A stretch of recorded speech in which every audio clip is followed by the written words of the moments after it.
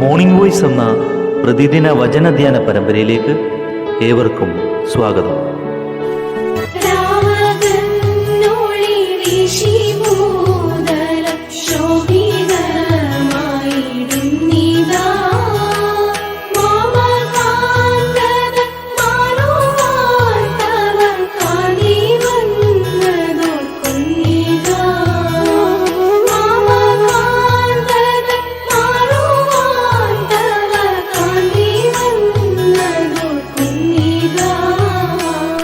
ഇന്ന് നമ്മോട് ധ്യാനചിന്ത പങ്കുവയ്ക്കുന്നത് സുശേഷകൻ TG മാത്യു കോന്നി.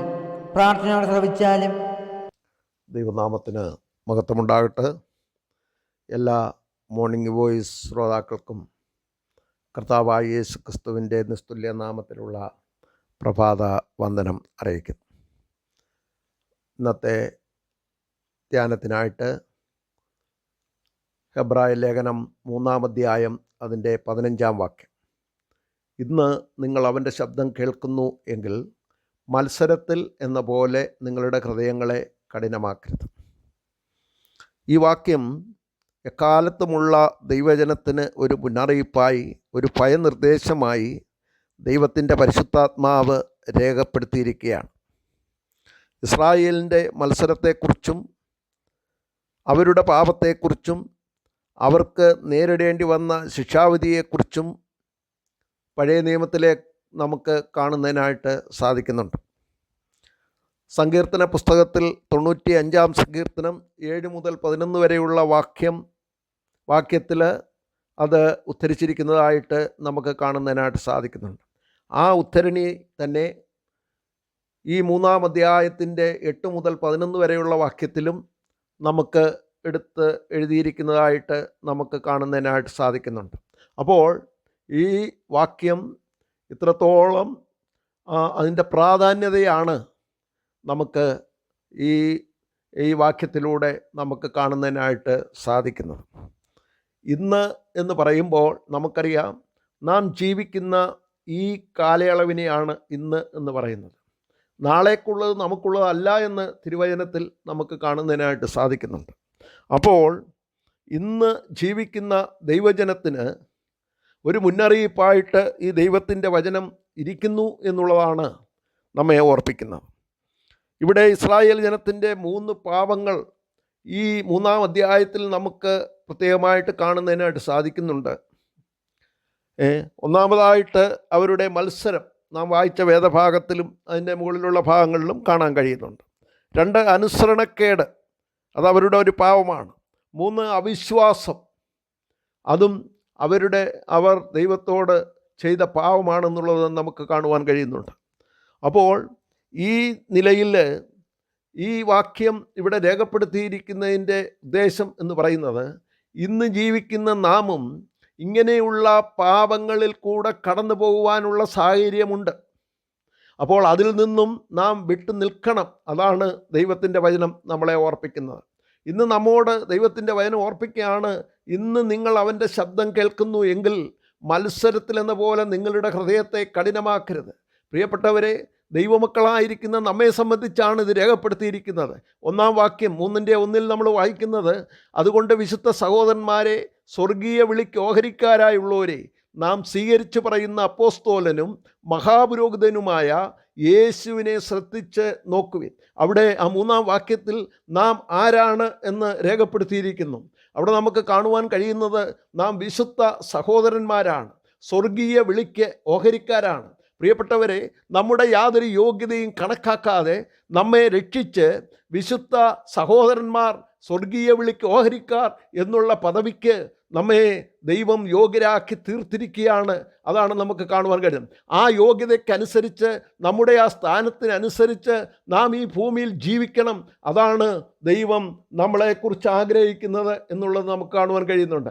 അപ്പോൾ അങ്ങനെയുള്ള നമുക്ക് മാതൃകയാക്കേണ്ടത് ആരെയാണെന്നാണ് ആ 1-ാം വാക്യത്തിൽ തന്നെ കാണുന്നത്. അവിടെ വായിക്കുന്നു, നാം സ്വീകരിച്ചു പറയുന്ന അപ്പോസ്തോലനും മഹാപുരോഹിതനുമായ യേശുവിനെ ശ്രദ്ധിച്ചു നോക്കുവിൻ എന്നുള്ളത് നമുക്ക് കാണുവാൻ കഴിയും. നമുക്ക് മാതൃകയാക്കാനുള്ളത് യേശുവിലാണ്. നമുക്കറിയാം, യഹൂദന്മാരിൽ നിന്ന് കടന്നു വന്ന ആ വിശ്വാസത്തിലേക്ക് കടന്നു വന്ന പ്രിയപ്പെട്ടവർ ആ മോശയിലേക്ക് അവരുടെ നോട്ടം തിരിച്ചതായിട്ട് നമുക്ക് ഈ അധ്യായം വായിക്കുമ്പോൾ നമുക്ക് കാണുന്നതിനായിട്ട് സാധിക്കുന്നുണ്ട്. അപ്പോൾ ആ മോശ ഒക്കെയും വിശ്വസ്തനായിരുന്നു. അവനെ ഏൽപ്പിച്ച കാര്യങ്ങൾ മോശ ദൈവത്തിൻ്റെ ആ ഹിതത്തിനൊത്തവണ്ണം ചെയ്തു. എന്നിരുന്നാലും മോശയേക്കാൾ വലിയവനാണ് യേശു എന്നുള്ളത് ഇവിടെ വെളിപ്പെടുത്തുകയാണ് ചെയ്തത് എന്നുള്ളത് നമുക്ക് കാണുവാൻ കഴിയും. അപ്പോൾ ഇനിയും നിങ്ങൾ മോശയിലേക്കല്ല നോക്കേണ്ടത്, വിശ്വാസത്തിൻ്റെ നായകനും പൂർത്തി വരുത്തുന്നവനുമായ യേശുവിലേക്കാണ് നോക്കേണ്ടത് എന്നുള്ളത് ഇവിടെ ഓർപ്പിക്കുകയാണ് ചെയ്യുന്നത്. അപ്പോൾ നമുക്ക് മാതൃക എന്ന് പറയുന്നത് നമ്മുടെ കർത്താവാണ് എന്നുള്ളത് നമുക്ക് കാണുന്നതിനായിട്ട് സാധിക്കുന്നുണ്ട്. അപ്പോൾ അങ്ങനെ ജീവിക്കുന്ന ഈ കാലഘട്ടത്തിൽ ജീവിക്കുന്ന നമ്മോട് ദൈവത്തിൻ്റെ വചനം ഓർപ്പിക്കുകയാണ്, ഇന്ന് നിങ്ങൾ അവൻ്റെ ശബ്ദം കേൾക്കുന്നു എങ്കിൽ മത്സരത്തിൽ എന്ന പോലെ നിങ്ങളുടെ ഹൃദയത്തെ കഠിനമാക്കരുത്. ഇന്നും നമുക്കറിയാം, നാമൊക്കെയും ഈ ലോകത്തിൽ നാം ജീവിക്കുമ്പോൾ ഈ ലോകത്തിലുള്ള പലതിലേക്കും നമ്മുടെ ശ്രദ്ധ പോകുന്നതായിട്ട് നമുക്ക് കാണുവാൻ കഴിയുന്നുണ്ട്. ഈ ലോകത്തിലുള്ള കാര്യങ്ങളിലേക്ക് നാം ഇറങ്ങിത്തിരിക്കുന്നതായിട്ട് നമുക്ക് കാണുന്നതിനായിട്ട് സാധിക്കുന്നുണ്ട്. നമ്മൾ കേൾക്കുന്നതായ ദൈവവചനത്തിന് അനുസരണം കാണിക്കാതെ നാം പലപ്പോഴും ആയിത്തീരുന്ന അവസ്ഥ ഈ ലോകത്തിൽ വെച്ച് നാം നേരിട്ടുകൊണ്ടിരിക്കുകയാണ്. എന്നാൽ നമ്മെ ഓർപ്പിക്കുകയാണ്, ഇന്ന് നിങ്ങൾ അവൻ്റെ ശബ്ദം കേൾക്കുന്നു എങ്കിൽ. പ്രിയപ്പെട്ടവരെ, ദൈവത്തിൻ്റെ വചനം നാം ധാരാളം കേൾക്കാറുണ്ട്. നാം ദൈവത്തിൻ്റെ വചനം വായിക്കുകയും ധ്യാനിക്കുകയും ചെയ്യുന്നവരാണ്.